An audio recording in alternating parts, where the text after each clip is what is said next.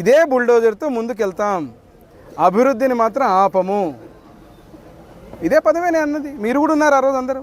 నేను ఎక్కడన్నా వ్యక్తిగా పేరు తీసానా? మరి అందుకే కొంచెం లోతుగా పోతే ఏమనుకోకపోతే నేను అదే చెప్పాను, మాట్లాడే వ్యక్తులకు సబ్జెక్ట్ మీద నాలెడ్జ్ ఉండాలి. ఆ సబ్జెక్టు మీద నాలెడ్జ్ ఉన్నప్పుడు ఏం మాట మాట్లాడుతున్నారు, ఏం విమర్శ చేస్తున్నారు అనేది తెలుస్తుంది. నేను క్లియర్గా చెప్పాను. నేను జలధార అనే కార్యక్రమం ద్వారా గంజహళ్ళిలో అనేటువంటి చెరువు సర్వే చేపించి అక్కడ డీసిల్టింగ్ చేయడం వల్ల అక్కడ ఉన్నటువంటి రైతులకు, గ్రామస్తులకు, ఆ ఊరిలో ఉండేటువంటి చెరువు లోతు పెరగడం వల్ల ప్రతి నీటి బొట్టు, ప్రతి వాన చినుకు, ఒక్క చుక్క నీళ్లు లేనటువంటి ఆ గంజహళ్ళి గ్రామంలో రేపు ఆ నీళ్ళన్నీ అక్కడ చేరితే బ్రహ్మాండంగా అక్కడ ఒక ఎంఐ ట్యాంకు పెట్టి రానున్న రోజుల్లో గాజుల దిన్నె నుంచి, హంద్రీ నుంచి మనం ఒక స్కీమ్ని ఏర్పాటు చేసి శాశ్వతంగా గంజహళ్ళి, బయలుప్పుల అగ్రహారానికి తాగడానికి నీళ్ళకి ఏర్పాటు చేయడానికి ఆ డీసిల్టింగ్ చేయడం వల్ల మనకు అనేక ఉపయోగాలు ఉంటాయని చెప్పా. డీసిల్టింగ్ చేసిన తర్వాత అక్కడ వచ్చేటువంటిది ఆ చెరువులో మట్టి కాదు, గరుసు. అది మట్టి కాదు, గరుసు. అక్కడున్న రైతులకు ఆ మట్టిని ఉపయోగించుకునే పరిస్థితి లేదు.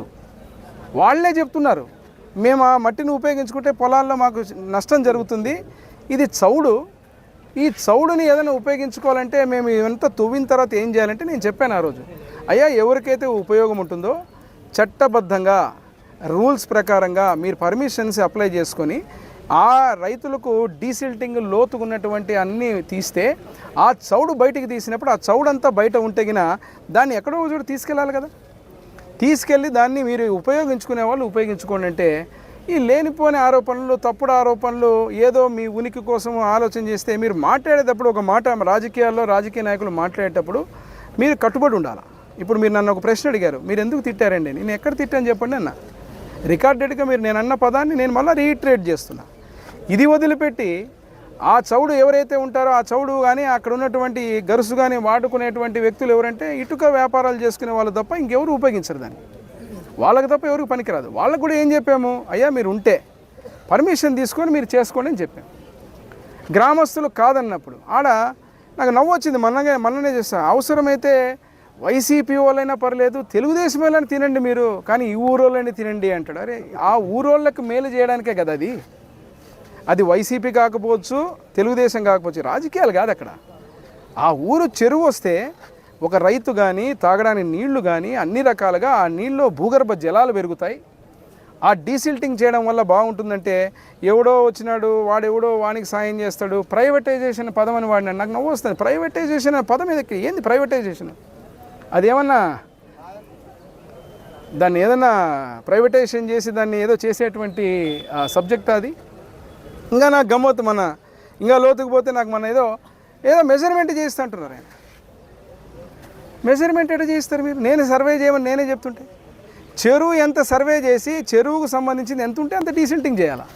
అది జలధార కింద పెట్టినట్టు కార్యక్రమం, దానికి లిమిటేషన్స్ ఉంటావు. ఇంకా వైసీపీ నాయకులు ఆలోచనలన్నీ మైన్ చుట్టూ, మైన్ మీద వచ్చే ఆదాయాల చుట్టూ, వాళ్ళ ఆలోచనలన్నీ ఆ మైన్ అనే పదాల మీద ఇంకా మెజర్మెంట్ చేయిస్తాడంట.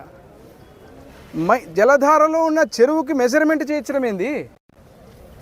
అది మొత్తం ఎంత ఉంటే అంత సర్వే చేసి మొత్తం డీసిల్టింగ్ చేయాలి. అది ఎంత డీసిల్టింగ్ చేస్తే నీకు అన్ని నీళ్లు మిగులుతాయి, అంత లోతుకు పోతుంది.